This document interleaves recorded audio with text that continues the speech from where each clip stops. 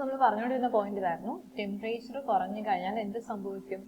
Velocity കുറയും. കാരണം velocity കുറച്ചാൽ മാത്രമേ എക്സ്പോണൻഷ്യലിന്റെ വാല്യൂ സീറോയിലേക്ക് ടെൻഡ് ചെയ്യുന്നത് നമുക്ക് പ്രിവെന്റ് ചെയ്യാൻ പറ്റുള്ളൂ. അതായത് എനിക്ക് ഇങ്ങനെ പറയാം, ടെമ്പറേച്ചർ കുറഞ്ഞാൽ വെലോസിറ്റി കുറവാണ്. അതായത് ലോ ടെമ്പറേച്ചർ ആണ് എങ്കിൽ ലോ വെലോസിറ്റി ഉള്ള മോളിക്യൂൾസിന്റെ ഫ്രാക്ഷൻ ആയിരിക്കും കൂടുതൽ. കാരണം കൂടുതൽ മോളിക്യൂൾസ് ലോ വെലോസിറ്റി പ്രിഫർ ചെയ്യും. അപ്പൊ അങ്ങനെ വരുമ്പോൾ ലോ വെലോസിറ്റി വരുന്ന മോളിക്യൂൾസിന്റെ ഫ്രാക്ഷൻ ആയിരിക്കും കൂടുതൽ. Okay, at low temperature velocity of the molecules decreases. Okay, അപ്പൊ കൂടുതൽ മോളിക്യൂൾസും കുറഞ്ഞ വെലോസിറ്റി ആയിരിക്കും പ്രിഫർ ചെയ്യുന്നത്. അപ്പൊ ഇതാണ് ടെമ്പറേച്ചറിന്റെ ഇൻഫ്ലുവൻസ്. അപ്പൊ ഇതിന്റെ ഓപ്പോസിറ്റ് ആയിരിക്കും, ടെമ്പറേച്ചർ കൂട്ടിക്കഴിഞ്ഞാൽ എന്ത് സംഭവിക്കും? വെലോസിറ്റി കൂടുതലായിരിക്കും. അതായത് ഹൈ വെലോസിറ്റി വരുന്ന മോളിക്യൂൾസിന്റെ ഫ്രാക്ഷൻ കൂടുതൽ നമുക്ക് പറയാൻ പറ്റും. ഓക്കെ, അപ്പൊ അതാണ് ടെമ്പറേച്ചറിന്റെ ഇഫക്റ്റ്. അപ്പൊ ടെമ്പറേച്ചറിന്റെ ഇഫക്റ്റ് എന്താ? ഇഫക്റ്റ് ഓഫ് ടെമ്പറേച്ചർ എന്ന് ചോദിച്ചാൽ എന്താ പറയാ? ഇഫക്റ്റ് ഓഫ് ടെമ്പറേച്ചർ ചോദിച്ചു കഴിഞ്ഞാൽ at high temperature, fraction of molecules having high velocity increases. High velocity process ചെയ്യുന്ന മോളിക്യൂൾസിന്റെ ഫ്രാക്ഷൻ ആയിരിക്കും കൂടുതലായിട്ട് വരുന്നത്. ലോ ടെമ്പറേച്ചർ ആണെങ്കിൽ ലോ വെലോസിറ്റി ആയിരിക്കും കൂടുതൽ മോളിക്യൂൾസ് പ്രിഫർ ചെയ്യുന്നത്. ഓക്കെ, അപ്പൊ കർവ് അതനുസരിച്ച് ടെമ്പറേച്ചർ മാറുന്നതിനനുസരിച്ച് കർവിന്റെ ആ ഒരു ഷിഫ്റ്റ് നമുക്ക് മനസ്സിലാക്കാൻ പറ്റും. അപ്പോ ആ ഒരു ടെമ്പറേച്ചറിന് എഫക്റ്റ് കാണിക്കുന്ന കർവ് ഉണ്ടോ എന്ന് ചോദിച്ചു കഴിഞ്ഞാൽ യെസ്, കർവ് ഉണ്ട്. അപ്പോൾ ഇവിടെ നോക്കിക്കഴിഞ്ഞാൽ ഇത് ലോ ടെമ്പറേച്ചറിലെ കർവാ, ഈ കാണിച്ചിരിക്കുന്നില്ലേ, ഇത് ലോ ടെമ്പറേച്ചറിലുള്ള നമ്മുടെ മാക്സ്വെൽ ഡിസ്ട്രിബ്യൂഷൻ കർവാ. അപ്പൊ ഇവിടെ നോക്കിക്കഴിഞ്ഞാൽ നമുക്കറിയാം ഈ ഒരു ലോ വെലോസിറ്റിയിലുള്ള മോളിക്യൂൾസിന്റെ ഫ്രാക്ഷൻ അല്ലേ കൂടി നിൽക്കുന്നത്. ഈ ഒരു പീക്ക് എന്താ കാണിക്കുന്നത്? ഏറ്റവും കൂടുതൽ ഹയസ്റ്റ് ഫ്രാക്ഷൻ ഈ ഒരു പീക്ക്, അതായത് highest fraction of molecules process ചെയ്യുന്ന വെലോസിറ്റി ഇവിടെ കിടക്കുക ലോ വെലോസിറ്റി റേഞ്ചിൽ കിടക്കുക. ഓക്കെ, അപ്പൊ എനിക്ക് മനസ്സിലാക്കാം കൂടുതൽ മോളിക്യൂൾസും ഈ ഒരു ലോ വെലോസിറ്റി ആണ് പ്രിഫർ ചെയ്യുന്നത് എന്ന് മനസ്സിലാക്കാം. Low temperature curve. ഞാൻ ടെമ്പറേച്ചർ കൂട്ടിയപ്പോൾ കർവ് എങ്ങോട്ടേക്ക് ഷിഫ്റ്റ് ചെയ്തു നോക്കിയേ, മറയുന്നുണ്ടോ? ഇതൊരു ഇന്റർമീഡിയറ്റ് ടെമ്പറേച്ചറാണ്. അപ്പൊ ടെമ്പറേച്ചർ കൂട്ടുന്നതിനനുസരിച്ച് കർവ് എന്ത് ചെയ്യുന്നു? കുറച്ചുകൂടെ ബ്രോഡ് ആവുകയും ചെയ്യുന്നു, ഹൈ വെലോസിറ്റി റീജിയനിലേക്ക് ഷിഫ്റ്റ് ചെയ്യുകയും ചെയ്യുന്നു. ഇത് ലോ ടെമ്പറേച്ചറിലുള്ള കർവ് ആണ്, ഇത് ഫസ്റ്റ് കർവ്. ഇത് കുറച്ചുകൂടെ ഒരു ഇന്റർമീഡിയറ്റ് ടെമ്പറേച്ചറിലുള്ള കർവ് ആണ്. ഇത് തേർഡ് കർവ് എന്ന് പറയുന്നത് എന്താ പറയാ, ഹൈ ടെമ്പറേച്ചറിലുള്ള കർവ് ആണ്. നമ്മൾ ടെമ്പറേച്ചർ കൂട്ടുന്നതിനനുസരിച്ച് ഇയാൾ എന്താണ് ഇങ്ങോട്ടേക്ക് പോകുന്നതിനനുസരിച്ച് വെലോസിറ്റി കൂടല്ലേ, ഹൈ വെലോസിറ്റി റീജിയനിലേക്ക് കർവ് ഷിഫ്റ്റ് ചെയ്യുന്നു. അതായത് കൂടുതൽ മോളിക്യൂൾസും ഹൈ വെലോസിറ്റി പ്രിഫർ ചെയ്യുന്ന രീതിയിലേക്ക് വരുന്നു. ഓക്കെ, ഇവിടെ നോക്കിക്കഴിഞ്ഞാൽ കൂടുതൽ മോളിക്യൂൾസും ഈ ഒരു ഹയർ വെലോസിറ്റി ആണ് ഇവര് പ്രിഫർ ചെയ്യുന്നത്, ഏറ്റവും കൂടുതൽ മോളിക്യൂൾസ്. അഗൈൻ ടെമ്പറേച്ചർ വീണ്ടും കൂട്ടി കഴിഞ്ഞപ്പോഴത്തേനും നോക്കിയേ, ഇത്രയും മോളിക്യൂൾസ് ഫ്രാക്ഷൻ ഓഫ് മോളിക്യൂൾസും ഇത്രയും ഒരു ഹയർ വെലോസിറ്റി ആണ് പ്രിഫർ ചെയ്യുന്നത്. അപ്പൊ ടെമ്പറേച്ചർ കൂട്ടുന്നതിനനുസരിച്ച് ഹയർ വെലോസിറ്റി റീജിയനിലേക്ക് ഗ്രാഫ് ഷിഫ്റ്റ് ചെയ്യുന്നു. അതായത് fraction of molecules processing higher velocity increases. Higher velocity process ചെയ്യുന്ന മോളിക്യൂൾസിന്റെ ഫ്രാക്ഷൻ കൂടി വരാമെന്ന് മനസ്സിലാക്കാം. അപ്പൊ ഇതാണ് ടെമ്പറേച്ചർ ഇഫക്റ്റ്. ഇനി നമുക്ക് നോക്കേണ്ടത് മോളാർ മാസിന്റെ ഇഫക്റ്റ് എന്താണ്? ഓക്കെ, നമ്മുടെ ഗ്യാസിന്റെ മാസ് മാറിക്കഴിഞ്ഞാൽ, മോളാർ മാസ് മാറിക്കഴിഞ്ഞാൽ എങ്ങനെയാണ് ഈ പറയുന്ന വെലോസിറ്റി ഡിസ്ട്രിബ്യൂഷൻ കർവ് ചേഞ്ച് ചെയ്യാന്നുള്ളതാണ് നമ്മൾ നോക്കാൻ പോകുന്നത്. അപ്പൊ അത് നോക്കാൻ വേണ്ടിയിട്ട് മോളാർ മാസ് വരുന്ന ടേം നമ്മൾ കൺസിഡർ ചെയ്ത് കഴിഞ്ഞാൽ, ഈ ഒരു ടേമിനെ നമ്മൾ എടുത്തു കഴിഞ്ഞാൽ എം വാല്യൂ കൂടാന്ന് വിചാരിച്ചു. ഓക്കെ, അതാണെങ്കിൽ ഈ ഒരു ഇക്വേഷൻ ഇവിടെയും മോളാർ മാസ് വരുന്നുണ്ട്, ഇത് വെച്ച് നമുക്ക് ആ ഒരു കർവ് എക്സ്പ്ലെയിൻ ചെയ്യാൻ പറ്റും. അതല്ലാന്നുണ്ടെങ്കിലും ഈ ഒരു കർവ് വെച്ച് നമുക്ക് എക്സ്പ്ലെയിൻ ചെയ്യാനായിട്ട് പറ്റും. അപ്പൊ ഈ ഒരു കർവിനകത്ത് നമുക്ക് എന്ത് മനസ്സിലാക്കാൻ പറ്റും? ഈ ഒരു ടേം. അപ്പൊ നമുക്ക് മോളാർ മാസിന്റെ ഇഫക്റ്റ് നോക്കുകയാണെങ്കിലും ഈ ഒരു ഫംഗ്ഷൻ ഈ ഒരു ഇത് എടുത്തു കഴിഞ്ഞാൽ നമുക്ക് ആ ഒരു എക്സ്പ്ലനേഷൻ കറക്റ്റ്ലി പോവില്ല. അതിനേക്കാളും നമ്മൾ ഇതുവരെ കമ്പയർ ചെയ്ത് എന്താ ഈ ഒരു എക്സ്പൊണൻഷ്യൽ ഫാക്ടർ വെച്ചിട്ടാണ് നോക്കിയത്. അപ്പൊ അത് വെച്ച് തന്നെ നോക്കുന്നതായിരിക്കും പറ്റും. അപ്പോൾ എന്ത് ചെയ്യാം, ഈ ഒരു എക്സ്പൊണൻഷ്യൽ e⁻mv²/2kt നോക്കുക. ഇതിനകത്ത് എം കൂടാന്ന് വിചാരിച്ചു. എമ്മിന്റെ വാല്യൂ കൂടിക്കഴിഞ്ഞാൽ എന്ത് സംഭവിക്കും? mv²/2kt വാല്യൂ ഓട്ടോമാറ്റിക് ആയിട്ട് ഇൻക്രീസ് ചെയ്യും. അപ്പൊ ഇതിന്റെ വാല്യൂ കൂടിക്കഴിഞ്ഞാൽ അതിന്റെ നെഗറ്റീവ് ആണ് എടുക്കുന്നത് അല്ലെ. mv²/2kt കൂടിക്കഴിഞ്ഞാൽ e⁻mv²/2kt വാല്യൂ എന്ത് ചെയ്യും? കുറഞ്ഞു പോകും, സീറോയിലേക്ക് ടെൻഡ് ചെയ്യാനായിട്ടുള്ള സാധ്യതയാണ്. അപ്പൊ അങ്ങനെ വരുമ്പോഴത്തേനും എം കൂട്ടിക്കഴിഞ്ഞാൽ ആ ഇഫക്റ്റിനെ കുറയ്ക്കാൻ വേണ്ടി എന്ത് ചെയ്യാം? മോളാർ മാസ് കൂട്ടിക്കഴിഞ്ഞാൽ ഈ വെലോസിറ്റി കുറച്ചാൽ മതി, v കുറച്ചാൽ മതി അല്ലെ. അപ്പൊ എം കൂടുതലാണ് എങ്കിൽ പ്രശ്നം ഈ ഒരു എൻറ്റയർ ഫംഗ്ഷൻ സീറോയിലേക്ക് ടെൻഡ് ചെയ്യും. അപ്പൊ അത് അവോയ്ഡ് ചെയ്യണമെങ്കിൽ എം കൂടിക്കഴിഞ്ഞാൽ ഈ ന്യൂമറേറ്ററിൽ തന്നെ ഉള്ള അടുത്ത വേരിയബിളിനെ കുറച്ചാൽ മതി, വെലോസിറ്റി കുറഞ്ഞിരുന്നാൽ മതി. ഓക്കെ, അപ്പൊ മോളാർ മാസ് കൂടുതലാണെങ്കിൽ ലോ വെലോസിറ്റി ആണെന്നുണ്ടെങ്കിൽ ഇത് പെട്ടെന്ന് സീറോയിലേക്ക് പോവില്ല. ഈ ഒരു എക്സ്പൊണൻഷ്യൽ ഫംഗ്ഷൻ സീറോയിലേക്ക് ടെൻഡ് ചെയ്യില്ല. അതായത് എനിക്ക് ഇങ്ങനെ പറയാം, ഹൈ മോളാർ മാസ് വരുന്ന മോളിക്യൂൾസ് കൂടുതലും ലോ വെലോസിറ്റി ആയിരിക്കും പ്രിഫർ ചെയ്യുന്നത്, അല്ലെ? അപ്പൊ ഹൈ മോളാർ മാസ് ആണ് എങ്കിൽ എന്ത് ചെയ്യും? ലോ വെലോസിറ്റി ആയിരിക്കും പ്രിഫർ ചെയ്യുന്നത്. അതായത് കൂടുതലും ലോ വെലോസിറ്റി വരുന്ന മോളിക്യൂൾസിന്റെ ഫ്രാക്ഷൻ ആയിരിക്കും കൂടുതൽ. അപ്പൊ അതാണ് മോളാർ മാസിന്റെ ഇഫക്റ്റ് എന്ന് പറയുന്നത്. ഓക്കെ, നോക്കാം. ഈ ഒരു കർവിനകത്ത് നോക്കിക്കഴിഞ്ഞാൽ ഹൈ മോളാർ മാസ് വരാണ്. ഹൈ മോളിക്കുലർ മാസ് ആണെങ്കിൽ ലോ വെലോസിറ്റി പ്രിഫർ ചെയ്യും. അതായത് ഈ ഒരു ഫസ്റ്റ് കർവ് ആണ് അതിനെ കാണിക്കുന്നത്. ഫസ്റ്റ് കർവിനകത്താകുമ്പോൾ ലോ വെലോസിറ്റി വരുന്ന മോളിക്യൂൾസിന്റെ ഫ്രാക്ഷൻ ആണ് കൂടുതൽ. ഇനി ഈ ഒരു തേർഡ് കർവിലേക്ക് വരുമ്പോൾ ഏറ്റവും ലോ മോളിക്കുലർ മാസ്. അപ്പൊ ലോ മോളിക്കുലർ മാസ് ആണെങ്കിൽ എന്താണ്? മോളിക്കുലർ മാസ് തീരെ കുറവാണെങ്കിൽ ഹൈ വെലോസിറ്റി ആയിരിക്കും കൂടുതൽ മോളിക്യൂൾസും പ്രിഫർ ചെയ്യുന്നത്. അതായത് ഹൈ വെലോസിറ്റി വരുന്ന മോളിക്യൂൾസിന്റെ ഫ്രാക്ഷൻ ആയിരിക്കും കൂടുതൽ. അതായത് ഈ ഒരു തേർഡ് കർവ്. മനസ്സിലായോ?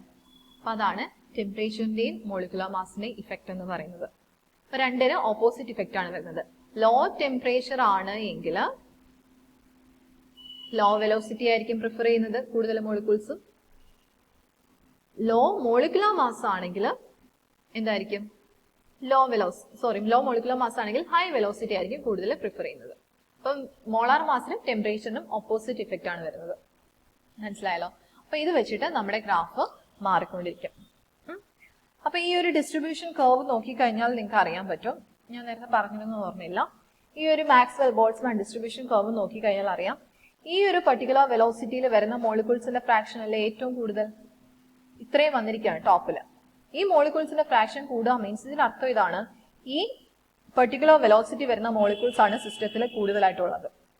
ഇപ്പൊ സിസ്റ്റത്തിൽ ചിലപ്പോൾ ഒരു 20 മീറ്റർ പെർ സെക്കൻഡ് മുതൽ 35 മീറ്റർ പെർ സെക്കൻഡ് വരെ ആയിരിക്കും ഈ ഒരു ഗേഷ്യസ് സിസ്റ്റത്തിന്റെ വെലോസിറ്റി റേഞ്ച്. അതായത് ഓരോ ഗ്യാസ് മോളിക്യൂൾസും ഈ ഒരു റേഞ്ചിനിടയിലുള്ള ഏതെങ്കിലുമൊക്കെ വെലോസിറ്റി പ്രിഫർ ചെയ്യുന്നുണ്ടാവും. അപ്പൊ ഇതിനകത്ത് ചിലപ്പോൾ ഒരു 20.5 മീറ്റർ പെർ സെക്കൻഡ് വെലോസിറ്റി ഉള്ള മോളിക്യൂൾസിന്റെ നമ്പർ വളരെ കൂടുതലായിരിക്കും. ഇപ്പൊ 10,000 എണ്ണം എടുത്തു കഴിഞ്ഞാൽ അതിൽ ചിലപ്പോൾ ഒരു 200 നമ്പേഴ്സിന് എന്തായിരിക്കും? ഈ ഒരു പർട്ടിക്കുലർ വെലോസിറ്റി ആയിരിക്കും വരുന്നത്. അപ്പോൾ ഓട്ടോമാറ്റിക് ആയിട്ട് അവരുടെ ഫ്രാക്ഷൻ കൂടി നിൽക്കും. ഈ ഒരു വെലോസിറ്റി കറസ്പോണ്ടിങ് ആയിട്ടുള്ള ഫ്രാക്ഷൻ കൂടി നിൽക്കും.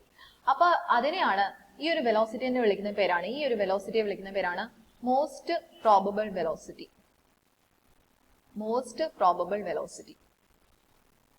Most probable velocity, as the name suggests, the velocity possessed by maximum number of molecules. നമ്മുടെ ഈ ഒരു ഗേഷ്യസ് സിസ്റ്റം എടുത്തു കഴിഞ്ഞാൽ ഗേഷ്യസ് സിസ്റ്റത്തിനകത്ത് മാക്സിമം നമ്പർ ഓഫ് മോളിക്യൂൾസ്, ഏറ്റവും കൂടുതൽ നമ്പർ ഓഫ് മോളിക്യൂൾസ് പോസസ് ചെയ്യുന്ന വെലോസിറ്റി ഏതാണോ അതാണ് മോസ്റ്റ് പ്രോബബിൾ വെലോസിറ്റി. അപ്പൊ ആ മോസ്റ്റ് പ്രോബബിൾ വെലോസിറ്റിക്ക് കറസ്പോണ്ടിങ് ആയിട്ടായിരിക്കും നമുക്ക് എന്ത് കിട്ടുന്നത്? ആ മാക്സിമം ഫ്രാക്ഷൻ കിട്ടുന്നത്. അപ്പൊ നമ്മൾ ടെമ്പറേച്ചർ കൂട്ടുന്നതിനനുസരിച്ച് ഈ ഒരു കർവ് ഇങ്ങോട്ടേക്ക് ഷിഫ്റ്റ് ചെയ്യുമെന്ന് പറഞ്ഞില്ലേ? അതായത് മോസ്റ്റ് പ്രോബബിൾ വെലോസിറ്റി ആണ് ഇത്. അതായത് ഹൈ വെലോസിറ്റി റീജിയനിലേക്ക് ഷിഫ്റ്റ് ചെയ്തു. അപ്പൊ ഈ ഒരു ലോ ടെമ്പറേച്ചറിൽ T1 എന്ന് പറയുന്ന ലോ ടെമ്പറേച്ചറിൽ, ഇത് ലോ ടെമ്പറേച്ചർ ആണെന്നിരിക്കട്ടെ, ഇത് T2 ഹൈ ടെമ്പറേച്ചർ ആണ്. അപ്പൊ T1 എന്ന് പറയുന്ന ലോ ടെമ്പറേച്ചറിൽ ഇപ്പം ഈ ഒരു വെലോസിറ്റി 20 മീറ്റർ പെർ സെക്കൻഡിലാണ് മോസ്റ്റ് പ്രോബബിൾ വെലോസിറ്റി. കൂടുതൽ മോളിക്യൂൾസും ഈ ഒരു വെലോസിറ്റി ആയിരിക്കും പ്രിഫർ ചെയ്യുന്നത്. പക്ഷെ ഞാൻ ടെമ്പറേച്ചർ കുറച്ചുകൂടെ കൂട്ടി T2ലേക്ക് എത്തിച്ചപ്പോഴത്തേനെ അത് ചിലപ്പോൾ ഒരു 35 മീറ്റർ പെർ സെക്കൻഡ് ആയിട്ടുണ്ടാവും. അതായത് കൂടുതൽ മോളിക്യൂൾസ് ഇപ്പൊ പ്രിഫർ ചെയ്യുന്നത് കുറച്ചുകൂടെ high velocity 35 metre per second ആണ്. അപ്പൊ ആ ഒരു കണ്ടീഷൻസ് മാറുന്നതിനനുസരിച്ച് നമ്മൾ എടുത്തിരിക്കുന്ന ഗേഷ്യസ് സിസ്റ്റത്തിനകത്ത് മോളിക്യൂൾസ് പോസസ് ചെയ്യുന്ന വെലോസിറ്റി എന്ത് ചെയ്തുകൊണ്ടിരിക്കും? വേരി ചെയ്തുകൊണ്ടിരിക്കും. അപ്പൊ ഇതാണ് Maxwell distribution of molecular velocity. എങ്ങനെയാണ് ഈ സ്പീഡ് വെലോസിറ്റി ഈ മോളിക്യൂൾസിനിടയിൽ ഡിസ്ട്രിബ്യൂട്ട് ചെയ്തിരിക്കുന്നത് എന്നാണ് ഇത് കാണിക്കുന്നത്. ഓക്കെ ആണല്ലോ? അപ്പൊ ഇതാണ് മാക്സ്വെൽ ഡിസ്ട്രിബ്യൂഷൻ കർവ്. അപ്പൊ ഇതിനകത്ത് ഒരു വെലോസിറ്റി നമ്മുടെ കയ്യിൽ കിട്ടി. മോസ്റ്റ് പ്രോബബിൾ വെലോസിറ്റി എന്താണെന്ന് മനസ്സിലായല്ലോ? നമുക്ക് തന്നെ MCP എന്നോ VCP എന്നോ ഒക്കെ കൊടുക്കാറുണ്ട് മോസ്റ്റ് പ്രോബബിൾ വെലോസിറ്റിന്, ഏറ്റവും കൂടുതൽ മോളിക്യൂൾസ് പോസസ് ചെയ്യുന്ന വെലോസിറ്റി. അപ്പോൾ ഈ ഒരു മാക്സ്വെൽ ഡിസ്ട്രിബ്യൂഷൻ കർവിൽ നമുക്ക് 3 ടൈപ്പ് വെലോസിറ്റിയിൽ നമ്മൾ എത്തിച്ചേരും. ഒന്ന് മോസ്റ്റ് പ്രോബബിൾ വെലോസിറ്റി, അതിപ്പം പറഞ്ഞതാണ്. ഏറ്റവും കൂടുതൽ മോളിക്യൂൾസ് പോസസ് ചെയ്യുന്ന ഒരു വെലോസിറ്റി ഉണ്ടാവും, that is most probable velocity. അത് നമുക്ക് ഒരു ഗ്രാഫ് കിട്ടിക്കഴിഞ്ഞാൽ ആ ഒരു ഡിസ്ട്രിബ്യൂഷൻ ഗ്രാഫിൽ നിന്ന് നമുക്ക് മോസ്റ്റ് പ്രോബബിൾ വെലോസിറ്റിയുടെ വാല്യൂ കൃത്യമായിട്ട് ഡിറ്റക്ട് ചെയ്യാൻ പറ്റും. അപ്പൊ ഇതാണ് ഒരു വെലോസിറ്റി. രണ്ടാമതായിട്ടുള്ള ഒരു വെലോസിറ്റിയാണ് മീൻ വെലോസിറ്റി എന്ന് പറയും. മീൻ വെലോസിറ്റി. മീൻ വെലോസിറ്റി എന്ന് ടേം വരാൻ കാരണം നമ്മൾ പറഞ്ഞു ഈ ഒരു ഗേഷ്യസ് സിസ്റ്റം എടുത്തു കഴിഞ്ഞാൽ ഓരോ മോളിക്യൂളിനും ഓരോ വെലോസിറ്റിയാണ്. ഇപ്പൊ നൈട്രജന്റെ ഒരു ഗേഷ്യസ് സിസ്റ്റം എടുത്തു എന്ന് വിചാരിച്ചിട്ട് എല്ലാ നൈട്രജൻ മോളിക്യൂളിനും സെയിം വെലോസിറ്റി അല്ല, ഓരോന്നിനും ഓരോ വെലോസിറ്റിയാണ്. അപ്പൊ നമുക്ക് കൃത്യമായിട്ട് ഈ ഒരു വെലോസിറ്റി ഓരോ ഇൻഡിവിജ്വൽ ഗേഷ്യസ് മോളിക്യൂൾസിന്റെ വെലോസിറ്റിയുടെ ഒരു ആവറേജ് വാല്യൂവിനെ നമുക്ക് പറയാൻ പറ്റും. അതാണ് മീൻ വെലോസിറ്റി എന്ന് ഉദ്ദേശിക്കുന്നത്. ആവറേജ് വാല്യൂ ഓഫ് വെലോസിറ്റി, എല്ലാ ഗ്യാസ് മോളിക്യൂൾസും കൂടെ പ്രോസസ് ചെയ്യുന്ന വെലോസിറ്റിയുടെ ഒരു average value, that is mean velocity. പിന്നെ നമ്മൾ ഇങ്ങനെയാണ് നമ്മൾ റെപ്രസെന്റ് ചെയ്യുക. മീൻ വെലോസിറ്റിനെ. ഈ ഒരു ബ്രാക്കറ്റിനുള്ളിൽ റെപ്രസെന്റ് ചെയ്യുന്നത് മീൻ വാല്യൂ എന്നാണ് ഉദ്ദേശിക്കുന്നത്. ഓക്കെ, ഇപ്പൊ ദിസ് ഇസ് മീൻ വെലോസിറ്റി. ഇനി വേറൊരു വെലോസിറ്റി ഉള്ളത് RMS വെലോസിറ്റി എന്ന് പറയും, root mean square velocity. Root mean square velocity. അപ്പൊ ഇത് മീൻ വെലോസിറ്റി ആണ്, ഇതിന്റെ ആവറേജ് വെലോസിറ്റി ആണ്. ഈ മോളിക്യൂൾസിന്റെ ഒക്കെ വെലോസിറ്റിയുടെ ഒരു average value, that is average velocity or mean velocity. പിന്നെ വരുന്നത് റൂട്ട് മീൻ സ്ക്വയർ വെലോസിറ്റിനെ എങ്ങനെ റെപ്രസെന്റ് ചെയ്യുമെന്ന് ചോദിച്ചു കഴിഞ്ഞാൽ റൂട്ട് മീൻ സ്ക്വയർ വെലോസിറ്റി, വെലോസിറ്റിയുടെ സ്ക്വയർ എടുക്കുന്നു, അതിന്റെ ആവറേജ് വാല്യൂ എടുക്കുന്നു, എന്നിട്ട് ഇതിന്റെ സ്ക്വയർ റൂട്ട്. ഇതാണ് root mean square velocity. Okay, അപ്പൊ നമ്മൾ ആദ്യം വെലോസിറ്റി, ഇൻഡിവിജ്വൽ വെലോസിറ്റീസിന്റെ സ്ക്വയർ എടുക്കുന്നു, അതിന്റെ ആവറേജ് എടുക്കുന്നു, അതിന്റെ റൂട്ട് എടുക്കുന്നു. That is root mean square velocity അല്ലെങ്കിൽ RMS വെലോസിറ്റി എന്ന് പറയും. അപ്പൊ ഇങ്ങനെ 3 ടൈപ്പ് വെലോസിറ്റീസ് ആണ് നമുക്ക് ഉള്ളത്. ഓക്കെ, അപ്പൊ ഈ ഡിസ്ട്രിബ്യൂഷൻ കർവ് നമുക്ക് അല്ലെങ്കിൽ അത് ഇന്റഗ്രേറ്റ് ചെയ്ത് ഈ ഒരു മാക്സിമം ഡിസ്ട്രിബ്യൂഷൻ കർവ് ഇന്റഗ്രേറ്റ് ചെയ്ത് സോൾവ് ചെയ്തുകൊണ്ട് നമുക്ക് ഈ 3 velocity, most probable velocity, mean velocity and RMS velocity, ഈ 3 വെലോസിറ്റിയും ഡിറ്റർമിൻ ചെയ്യാൻ വേണ്ടിയിട്ടുള്ള ഇക്വേഷൻസ് നമുക്ക് ഡിറൈവ് ചെയ്തെടുക്കാൻ പറ്റും. ഓക്കെ, അപ്പൊ ഞാൻ അതുകൂടെ ഒന്ന് കാണിച്ചു തരാം. ഗ്രാഫ് ചെയ്ത 3 വെലോസിറ്റിയുടെയും പൊസിഷൻ നോക്കാം. അപ്പൊ ഇതാണ് നമ്മുടെ ആ ഡിസ്ട്രിബ്യൂഷൻ ഫംഗ്ഷൻ വേഴ്സസ് വെലോസിറ്റിയുടെ graph. Okay, Maxwell distribution curve ആണ് ഈ കാണിച്ചിരിക്കുന്നത്. അപ്പൊ 3 ടൈപ്പ് വെലോസിറ്റി നമുക്ക് ഈ ഒരു ഗേഷ്യസ് സിസ്റ്റത്തിന് ഉണ്ടെന്ന് പറഞ്ഞു. ഒന്ന് മോസ്റ്റ് പ്രോബബിൾ വെലോസിറ്റി ആണ്, ഏറ്റവും കൂടുതൽ മോളിക്യൂൾ പൊസസ് ചെയ്യുന്ന വെലോസിറ്റി. ഇതല്ലേ ആ ഹയസ്റ്റ് ഫ്രാക്ഷൻ വരുന്നത്, ഇതാണ് ആ ഫ്രാക്ഷൻ മോളിക്യൂൾസിന്റെ മാക്സിമം. അപ്പൊ അതിന് കറസ്പോണ്ടിങ് ആയിട്ടുള്ള velocity, that is most probable velocity. Most probable velocity VMP എന്ന് പറയും. മോസ്റ്റ് പ്രോബബിൾ VMP, ഞാൻ നേരത്തെ VCP എന്ന് പറഞ്ഞു തോന്നുന്നു, സോറി VCP എന്നല്ല, MP, most probable velocity VMP. ആ മോസ്റ്റ് പ്രോബബിൾ വെലോസിറ്റിനേക്കാളും കുറച്ചുകൂടെ കൂടുതലായിരിക്കും എന്ത് ആവറേജ് വെലോസിറ്റിയുടെ വാല്യൂ. അപ്പൊ ഇതാണ് ആവറേജ് അല്ലെങ്കിൽ മീൻ വെലോസിറ്റി. മോസ്റ്റ് പ്രോബബിൾ വെലോസിറ്റിനേക്കാളും കൂടി നിൽക്കും ആവറേജ് വെലോസിറ്റി, അതിനേക്കാളും കുറച്ചുകൂടെ കൂടുതലായിരിക്കും RMS വെലോസിറ്റിയുടെ വാല്യൂ, RMS വെലോസിറ്റി. ഓക്കെ, അപ്പോ ഞാൻ ഒരു പെർട്ടിക്കുലർ ഗേജ് സിസ്റ്റം എടുക്കുകയാണ്. സേ ഇപ്പൊ നൈട്രജന്റെ ഒരു ഗേജ് സിസ്റ്റം എടുത്തു കഴിഞ്ഞാൽ അതിനകത്ത് വെലോസിറ്റി ഡിസ്ട്രിബ്യൂഷൻ ഒക്കെ സ്റ്റഡി ചെയ്ത് കഴിയുമ്പോൾ എനിക്ക് 3 ടൈപ്പ് വെലോസിറ്റി ഈ ഒരു സെയിം സിസ്റ്റത്തിന് കിട്ടും. ഒന്ന് മോസ്റ്റ് പ്രോബബിൾ വെലോസിറ്റി, അതായത് ഏറ്റവും കൂടുതൽ മോളിക്യൂൾസ് പോസസ് ചെയ്യുന്ന വെലോസിറ്റി ഏതാന്നുള്ള കിട്ടും. പിന്നീട് ഈ വെലോസിറ്റീസിന്റെ ഒക്കെ കൂടെ ഒരു ആവറേജ് വാല്യൂ ഉണ്ടല്ലോ, മീൻ വെലോസിറ്റി കിട്ടും. പിന്നെ അതുപോലെ RMS കിട്ടും, RMS വെലോസിറ്റി കിട്ടും. അപ്പൊ ഈ ഒരു സെയിം സിസ്റ്റത്തിന് ഈ 3 ടൈപ്പ് വെലോസിറ്റി എനിക്ക് കിട്ടും. ഈ 3 വെലോസിറ്റിയുടെയും വാല്യൂസ് മാഗ്നിറ്റ്യൂഡ് അനലൈസ് ചെയ്യുമ്പോൾ എനിക്ക് മനസ്സിലാവും ഏറ്റവും കുറവെന്ന് പറയുന്നത് മോസ്റ്റ് പ്രോബബിൾ വെലോസിറ്റിയാണ്. മോസ്റ്റ് പ്രോബബിൾ വെലോസിറ്റി അതിനേക്കാളും കുറച്ചുകൂടെ കൂടുതലായിരിക്കും മീൻ വെലോസിറ്റിക്ക് കിട്ടുന്ന വാല്യൂ, അതിലും കൂടുതലായിരിക്കും RMS വെലോസിറ്റിക്ക് കിട്ടുന്ന വാല്യൂ. അപ്പൊ ആ ഒരു ഓർഡർ നിങ്ങൾ ഓർത്തിരിക്കുന്നത് നല്ലതായിരിക്കും. മോസ്റ്റ് പ്രോബബിൾ ചിലപ്പോൾ ഒരു 20 മീറ്റർ പെർ സെക്കൻഡ് ആണെങ്കിൽ ഇത് ചിലപ്പോൾ 25 മീറ്റർ പെർ സെക്കൻഡ് ആയിരിക്കും. RMS എന്ന് പറയുന്നത് 30 മീറ്റർ പെർ സെക്കൻഡ്. മനസ്സിലായോ? അപ്പൊ ആ ഒരു ഓർഡറിലാണ് പോകുന്നത്. മോസ്റ്റ് പ്രോബബിൾ വെലോസിറ്റി ഗ്രേറ്റർ, മീൻ വെലോസിറ്റി ഗ്രേറ്റർ, RMS വെലോസിറ്റി. അതാണ് വെലോസിറ്റി ഓർഡർ എന്ന് പറയുന്നത്.